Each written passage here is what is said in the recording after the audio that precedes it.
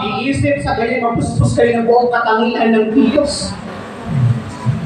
Christ's love fills us of His attributes.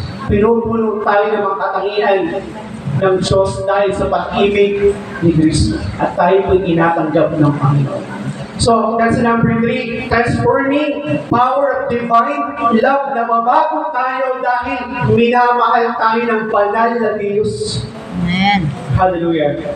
And number 4, the power of God's surprising ability. So, ano to? Sabi dito, higit ang kapangyarihan ng Diyos kaysa sa tao. Ibig sabihin, makapangyarihan ng Panginoon at ang Diyos ang siyang may dominion over us. May kakayahan na tubulin ang pangangailangan, kahinaan, mapuno ng kalakasan, at babago ang buhay ng isang tao na papaliwala. Ang sabi po ng verse 20, sa Kanya na makakagawa ng higit pa kaysa maaaring natin hilingin at isipin, sa ano daw? Sa pamamagitan ng Kanyang kapangyarihan kumikilos sa atin. Amen? So, ibig sabihin, si Lord ay makapangyarihan. He is all-powerful, all-knowing, and sovereign over us and even the universe. Ang Panginoon ay dakila na kumikilos sa bawat mananampalataya. So, meaning to say, kung wala kang desire maglingkod, pero meron kang prayer sa Panginoon na baguhin ka ng Diyos, well, kalooban ng Panginoon na baguhin ka. Amen.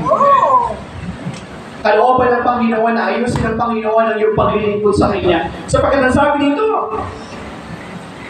sa Kanya na makagawa ng higit pa kaysa maaari natin hilingin at isipin sa pamamagitan ng Kanyang kapangyarihan kumikilos sa atin.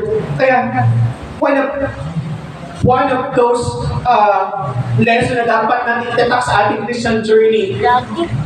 Church, listen, hindi ka nagpapatuloy dahil sa sarili mong lakas. Amen. Amen. Hindi ka naglilingkod dahil alam mo ang church. Hindi ka nagbabasa ng Bible kasi alam mo ang Bible.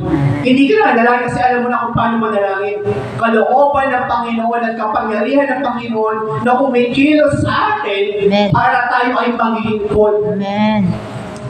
He preserved us to do great things in spiritual para po tayo ay maging kalugod-lugod sa Kanya. Amen. Amen?